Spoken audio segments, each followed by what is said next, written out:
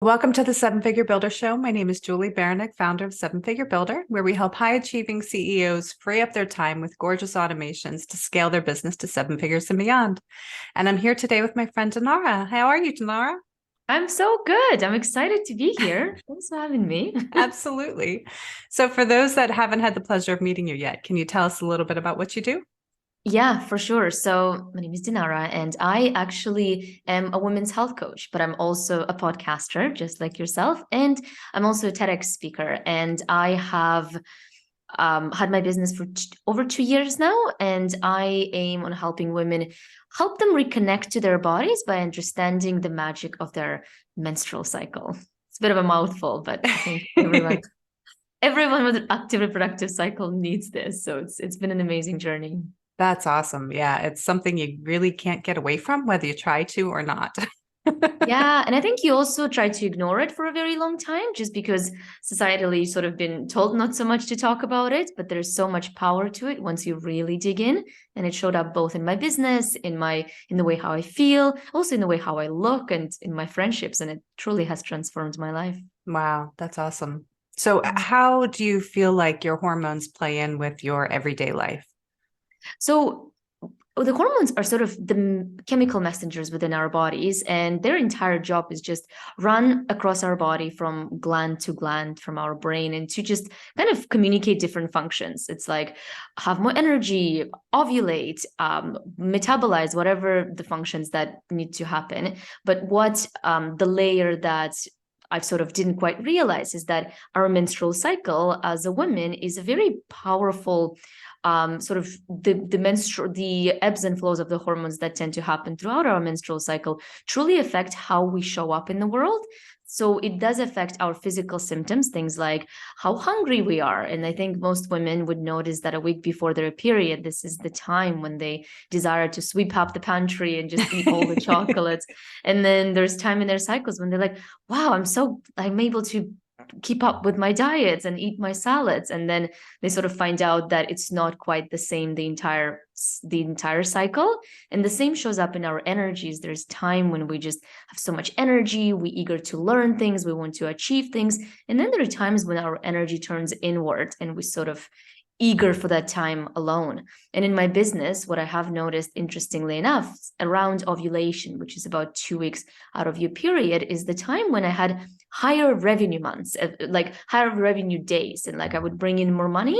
And then when I started to sort of track it and really dig deep into it, I've realized that it makes complete sense because it's around ovulation. For women, it's when we feel most outgoing. We're not afraid to take risk. We're not afraid to be more assertive. We're kind of more likely to reach out and pitch our ideas. And it was really interesting how my hormones really played the role, not only my physical symptoms, but also how I show up at work. So what do you Yeah, think? that's incredible. Mm-hmm.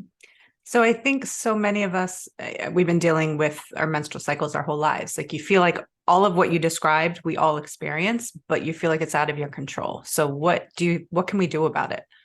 Well, that's exactly it. It's just feeling out of their control. And then if we really take it a layer deeper and ask, well, why do we feel out of control? And the reason being is because most of us grew up with the conversations around our period that were practically non-existent. We didn't have as much sex education during school. It was very basic. So nobody really got us in touch with our bodies. And if anything, the messages that we got is just don't talk about it. It's just an uncomfortable time of your cycle. Therefore, you have to sort of live with it. And I think it's just this popular notion that your period is just supposed to be painful. It's just the experience that you go through. And it sort of presents this narrative that being a woman is like a diagnosis, when in reality, it's absolutely unfair. And when you think about sort of the creation of the world, it wouldn't make sense that we were designed for 50% of us to struggle for X amount of days every single month. So sort of the way that you deal with it is, first of all, understand what's happening with your bodies and actually kind of get curious, because I think just like with everything, it starts with awareness and understanding that your symptoms are actually within your control and you can absolutely improve them. And your symptoms are sort of like the language of your body, that if you do experience discomfort, what that really means is something is off, like your nutrition might be off, you might be a little bit too stressed, maybe you're not moving enough, maybe your lifestyle is sedentary, maybe your relationships in life are the ones that drain you rather than fulfill you. So I think in general, female health is so holistic. And often when we go with problems to the doctors, we're being looked as like separate pieces. If you have gut issues, you go to gastroenterologist. If you have gynecological issues, you go to gynecologist. None of them ever talk to each other. And then they all kind of tell women, yeah, this is not a problem, this is okay, which leads us to believe that, well, this is just in my head. And I think that's the narrative that throws so many of us off when the medical profession doesn't always give us the answers that we're looking for. Yeah. And a lot of times our hormones are out of whack. So how does, say, PCOS play into what you're describing? So polycystic ovary syndrome is probably one of the most, I would say it's one of the most common symptoms among women. And there's so much interesting history as to why PCOS happens. But polycystic ovary syndrome, usually the common symptoms is when your periods sort of, they become irregular, they longer than 35 days in cycle. But another significant symptom of it is that you have more androgens in your body. And androgens is part of the hormone group, sort of the male hormone groups as we usually know them, is part of testosterone hormonal group. So the excess androgens usually happens because of our diets, just to show how much our bodies is connected. So the root cause of PCOS in 90% of the cases is usually insulin resistance. And insulin resistance is driven by often our diets or excess stress. So a lot of processed foods, things like sugars, things like white flours. And unfortunately, that is predominant diet for many people in Canada and US. And we don't sit down and we eat meals. So we're just always on the rush. And the quickest thing to grab sometimes is those things that are not necessarily as healthy. So whenever our body becomes insulin resistant, not to get too technical with you, but I'll kind of describe it in general. Whenever your ovaries produce hormones, usually produce sort of testosterone that then converts into estrogen, but with excess insulin, it doesn't do the conversion. So therefore, we have excess amount of androgens, which in turn interrupts with our ovulation, which in turns for women, it will cause things like irregular periods, sometimes unwanted hair growth, sometimes acne, and often the most common one is just gaining weight without being able to lose it. And with PCOS, unfortunately, when we go to the doctors, we hear things like just eat less and exercise more. And it's doing to women such a disservice, because then women go and do that. And what that creates is just further disconnection from their body, terrible relationship with food. It creates this fear around food, as opposed to what they should be told is that you just need to control your blood sugar. And instead of eat less, eat actually more, but of foods like proteins, like vegetables, like fruits. And I've recovered many clients' cycles by changing their lifestyles and nutrition. That's incredibly helpful. And so, yeah, we're also told, I'll speak for myself because you're describing my life. So I'm very familiar with the subject. But we're also told that, exercise can negatively impact your weight loss. How do you find that plays in with PCOS? So with exercise is interesting because so much of exercise narrative has been, you just need to exercise to get a good body. When in reality, exercise is incredibly useful for our bodies. It's good for our cardiovascular system. It's good for bone density, joints. There's so many benefits. But what I do think, and this might be an unpopular opinion, is that exercise should not be used as a weight loss or sort of a weight gain tool. It should be used as a tool for health, because exercise is so positive for our mental health. It's good for our confidence. And especially for women that go sort of, I want to say, as early as after 35, because this is when some women can go into this phase called perimenopause. So before a woman goes into menopause, when her cycles and periods stop altogether, she goes through a period of time that's can be up to 10 years of perimenopause. And all of those sort of scary symptoms that we hear of, that's when they take place.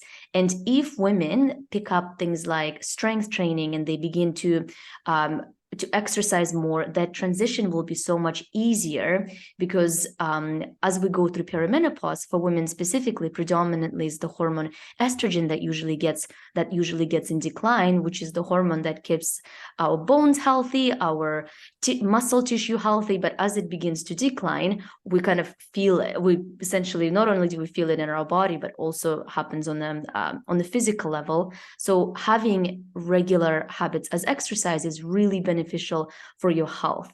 So when it comes to weight loss, however, for women specifically with PCOS, I think because they're told to lose weight and exercise more, we usually take it as cardio. And we usually think of things like, if we sweat a lot, which is what cardio does, then we'll lose weight. When in reality, for women with PCOS specifically, weightlifting has been shown to have such an incredible impact, because it improves insulin sensitivity. Because if you work up your muscle, it just sort of keeps burning calories throughout the day. So as far as, I wouldn't rely on exercise as a weight loss tool, but rather rely on it as a health tool, and then do more resistance training, specifically if you're struggling with PCOS. That's very helpful. What about managing blood sugars? How do you find that, that's the easiest way or best way for people to do that?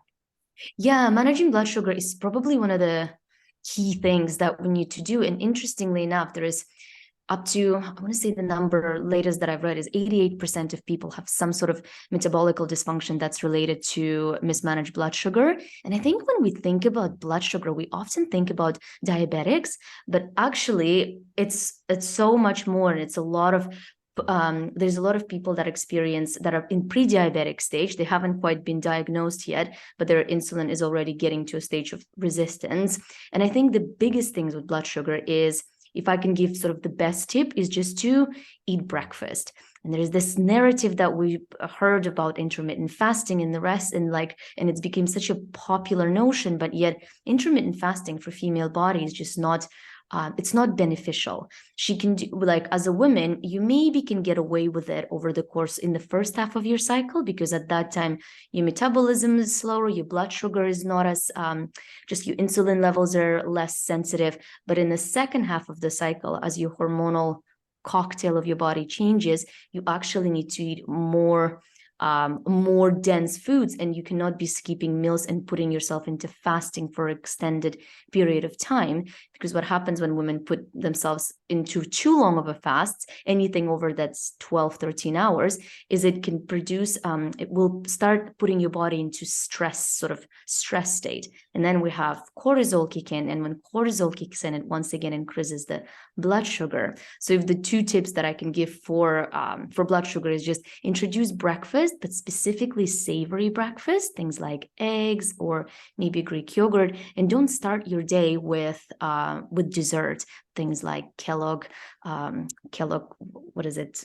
Cereal is the word I'm looking for. And croissants or sweet things, and not starting your day off with the foods that will spike your blood sugar, not only will keep your blood sugar levels managed, but also will give you more energy throughout the day. So that's the key. And the second one is managing your stress, because I think so many women are under so much stress on the regular. And unfortunately, when we stress, our blood sugar level rises as well. And sometimes that's the reason that stops women from actually being able to lose weight. So it just shows how intricately our bodies are connected. Absolutely. Yeah. And how does fruit play into that? Do you find that fruit will spike your sugar, or it's easier for our bodies to process? So fruit that we eat today is not the fruit that we used to have sort of back in the day. And even if you search bananas that we used to have and bananas that we have now, they're just very different. Fruits used to contain a lot of fiber. Nowadays, fruits are they've been quite modified. So it's practically a dessert. It's incredibly sweet. So it comes down to context and the choice. Would it be cake or a banana? If you're kind of choosing between those two, then I definitely think banana is a great choice.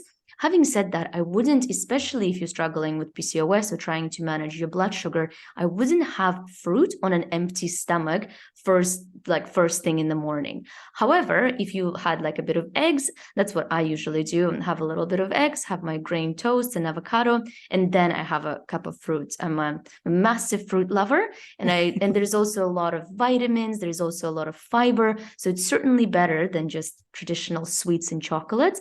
But I wouldn't recommend just starting your day with a massive plate of fruit, specifically really sweet kind like bananas and kiwis, because it will spike blood sugar. But interestingly, what doesn't spike blood sugar is berries. So things like blueberries and strawberries, they're what's called low glycemic fruits. So if you have those with yogurt, and if you kind of need a bit of that sweet kick, that's perfect replacement. Nice. So how did you get into this whole realm? What got you Yeah, started? I think how many people within health and wellness, they sort of get with their own bodies and the stuff that has gone on with them. In my particular case, I used to have incredibly painful periods in my early 20s, to the point that I had to call an ambulance because I thought that it was my appendix that ruptured. And then when the ambulance came, they sort of looked at me, they're like, no, it's just your period.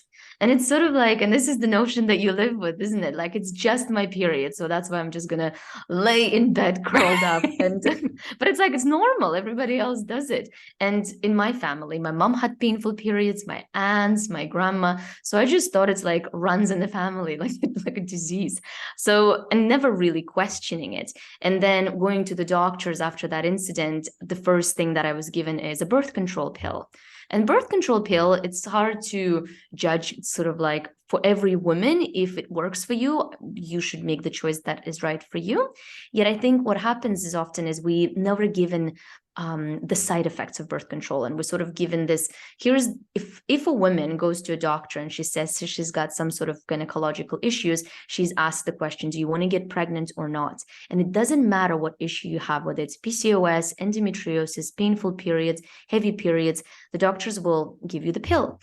And yet the pill it operates as a Band-Aid solution. It doesn't necessarily fix the problem. And in my case, it didn't fix painful periods either. What it did do, I was still with pain, but then I started to gain weight. I'm not a very anxious person, but I developed anxiety and mood disorders. I just didn't feel like myself. So when I come off of the pill and try to get better solutions, I was once again offered the pill. And that's when I knew that I'm going to have to get to the bottom of it myself. And speaking to a friend, she sort of just randomly dropped in a conversation, that periods aren't meant to be painful. And I was like, what? And it's just like this crazy fireworks one of, what do you mean? She's like, yeah, I think you should look into it. And then I looked into it, and then I discovered the menstrual cycle and how it's so much more than just the period. Because I think when we think about menstruation, we only think about periods. And there's so much more that's happening. And it's actually supporting your entire body through the entire month is when you fix your period, because period is kind of like a health report card at the end of your cycle. And if your period comes painless, no symptomless, then it's kind of like a receipt that you get from how you do over the month. And it's like, okay, you're good. Or if you miss it, if it comes with a lot of pain, then it's usually a sign that something is off. And for me, like, I haven't had painful periods in a long time yet. The only time that I experience painful periods, and I think so is most of women, is around January, which is after Christmas, because on Christmas we tend to indulge. Sometimes it can be a very stressful time. So it shows in our cycles, which is why I think the wisdom of the female body, it's so untapped, but it's so amazing. Yeah, totally. And I think it's shifting our minds to really listen to our bodies and what it's trying to tell us versus like, oh, this month is just crappy, Right. not really understanding why. I totally agree. So how much of what we do you feel like is nature versus nurture? So genetics load the gun and environment pulls the trigger. That's kind of how I like to look at it. And it's not my quote. I don't remember who said it first, but there are genetic components to things that tend to happen that's hereditary, and that certain things that are not that definitely depend on it. However, it's the environment, it's our lifestyle that tends to affect the way that we lead our health. There isn't, I believe it was 23andMe, who is the genetics DNA company, that they've sort of done a lot of DNA research, and they actually found that people's health problems are primarily developed through lifestyle. And when we look at the preventable diseases, the number is around 80% of diseases that we experience today are actually preventable. And when we talk about preventable, then they're able to, if we implement the right lifestyle choices, then we can avoid a lot of things like Alzheimer's, things like dementia that are the rates of which are rising, things like PCOS is at a higher rates than ever, thyroid issues from women is at a higher rates than ever. And I think it's very much correlates with our diet, just the nutrients that we're getting, how little time we have to actually enjoy our meals, the relationships that we build, the unhealthy relationship that we have with work. A lot of that contributes to it. And like I've shared with you at the beginning, I used to live in Canada and I live in France now. And France is like, lunches here is like a sacred time. It's a minimum that you get for an hour or 2 hours at sort of an average. Like everybody gets off their computers, they all go, like the restaurants are full. Like it's a very, lunch is sacred. Like you don't, whether when I was living in Canada, like what lunch, like did you bring your box, quickly eat in front of the computer and keep going? And I do think that it affects just our relationship both with food and also with our bodies. Food has become a commodity, in, like, I find, for me, my experience in Canada, yet here the relationship to food is just so different. It's like the gastronomy, and that we know that about France, like the gastronomy, the appreciation for ingredients, and you can really see it when you sort of look around people around you. They just a bit more relaxed. Yeah. And you mentioned about sitting at your desk and being stuck at your desk. What do you recommend for people to get out of their desk to, increase their activity throughout the day?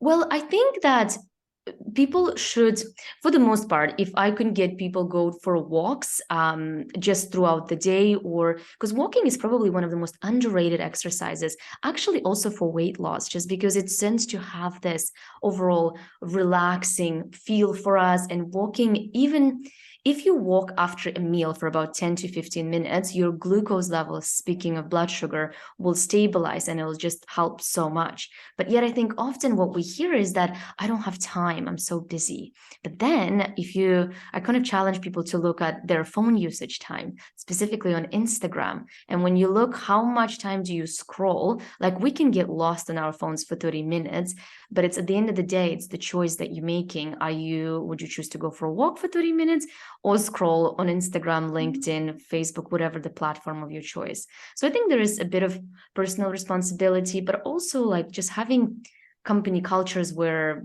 the health and wellness, and I think it's happening, where the health and wellness becomes a priority. Because I think if people would just walk for a very short 15, 20 minutes and actually just stand up, move a little bit, do a few stretches, they'll be more productive and we'll just in general have more energy. But it's just the culture. If you see people around us not do it, it can be a bit complicated, isn't it? Absolutely. Yeah. And you get so tied up in what you're doing, it's hard to take a break and step away from it, but you have to take those breaks. Just takes those breaks and just being conscious. And then when you do it, I think the big key is like to celebrate yourself. And like actually when you do those 10, 15 minutes, because your body needs to know, if you come out from the break and you're like, oh, I just wasted those 20 minutes, but like, okay, fine. As opposed to when you come out and you're like, yay, good job, me. And like you train your brain to like celebrate this moment. And you're like, wow, I feel amazing. You kind of have to like trick your brain, loves doing things for reward. So like as you give it a little bit of that boost, and actually celebrating yourself is very much an expression of feminine energy. And like as you give that to yourself, and it's just, you kind of need to make yourself feel a bit better until that becomes a habit, until you do it so much that you're like, I'm going to go for a walk because I just always feel so good. Yeah, totally. And so what would you say for you or for women in general is the most important part of your daily routine? For me, it's mornings, and specifically just because I believe that the way that you start your mornings is how you set your day. I have an extensive morning routine, and I know it's not for everyone, but I always wake up and I always meditate for about 15, 20 minutes. I have my water, and I usually have lemon water, and I add some pepper and turmeric in it. And the reason being is because it's highly anti-inflammatory. I recommend for all of you to try it, to see if you like it. And I do a little bit of yoga. I can finish my morning routine within 30 minutes. And it did take me a little while to establish those habits, because sometimes I'd be like, no, I don't really want to. But I think after a point, when you've done it so much, you get to a point when I'm like, if I didn't do meditation, or I kind of skipped it, it feels weird. You're like, why did I skip it? And it's like, it became a habit. But I think another big one for me is actually doing thought work in the morning, because I think when we really think about it, what is the first thought that goes through your mind when you wake up? And for me, it used to be a lot of this self-hate towards my body. It's like, I just don't like the way I look. I'm so big. I don't have money. And like, if you wake up and these are the first, like, just catch yourself. What are the first thoughts that go through your mind? Because those are the sort of thoughts that will create kind of how you feel about yourself. And then you go with that into the day. And it's just, it doesn't really start at the place where it feels good. So for me, I'm very conscious of how I think. And if I do wake up with excess anxiety, I like to sort of offload my thoughts onto a piece of paper, so I can just be like, okay, separate myself a little bit from that. And being an entrepreneur, the most important asset is your mindset, because if you don't have the right mindset, it's really difficult to stay on top of your game. Mm-hmm. For sure. So for those that are listening that feel like they need more help, or they need to do something more about what their situation is, what would you recommend for them? Well, I'm going to assume that it's for women, specifically if women feel like they need, I would do an audit of your day. Are you, most importantly, nutrition and food is so important. And I would just kind of do an audit. Are you eating 3 meals a day? Are you having vegetables? I would say with every single meal. I do it with every single meal. It's not an issue for me. And it's really has created, it just created a habit. Are you doing small things in your day that actually are benefiting you, and like just getting honest with yourself? And then another big one is, I think, stress, specifically not enough, because we don't really have a real danger in our lives for most of us. It's a lot of our stress is perceived stress. So it's understanding what are the things that are triggering me so much, and start addressing it. And you can address it through thought work, just to kind of question your thoughts. If you wake up I think the statistic is 80% of women are stressed about money, whether they have an issue with money or they don't. And like, actually, if you're really stressing yourself over money talks, and like you just driving yourself into oblivion and creating this overwhelm, I would just ask yourself, is this even true? Is the story that I'm telling myself true? Like, how much do I actually have in my bank account? What's the fact here? Can I, if like things got really bad, can I remortgage my house? And I think the way that, and I know that it's not realistic for everybody, but the purpose of it is just to calm yourself down, as opposed to just spin all day in trying to prevent yourself from going into like anxiety attacks over the things that are really not that are really solvable. So, and I think it's just catching those perceived stressors. And some of the good tips is as simple as going for a walk, and sometimes connecting with nature and being like, okay, drinking my water, I'm eating my vegetables, I'm walking, and like adding them bits at a time. For sure. And on that note, so if you had the attention of the whole world for 5 minutes, what would you tell them? I would tell them to track their menstrual cycles. I would tell them that you need to, there's so much power in it, just because I think specifically for women, we've just been so disconnected from our body because of the conversations we had with our bodies, because of how much billions of dollars are being spent to tell us that we're not enough in one way or the other. Buy this cream, buy spandex, whatever that might be. It always comes from a place of not enoughness, and with confusion in our body, with what are we doing wrong. And I think it's actually by understanding how your body does change, and what a magic it goes through on a monthly basis, which you can get through by understanding your cycle, is just, it will give you this like, the women that I talk to, they're usually like, oh my gosh, I'm not crazy. And I just want to tell all the women, you're not crazy. And if you're experiencing things, it's a good thing. Like, question it. I love that. So how can listeners support you in your work? Where can we find you online? So I am pretty active on Instagram. My Instagram handle is Dinara, which is my first name, Dinara.mukh. If you have any questions, do reach out. I'm happy to answer. And I also dive deeper into menstrual cycle, thought work, and mindset on my podcast, which is called Feel Better, Be Better. So if you're interested to plug in, tune in, and if this messages are resonated, I'd love to hear from you. Awesome. And we'll have all the links below so women can track you down and follow more of your work. Well, Thank you so much. Yeah, totally. Thank you, Dinara, for being on today. I really appreciate it. This was very educational and really, really good to talk to you. Thanks, Julie. Yeah, absolutely. And you can find me at sevenfigurebuilder.com. And I look forward to seeing you on the next episode.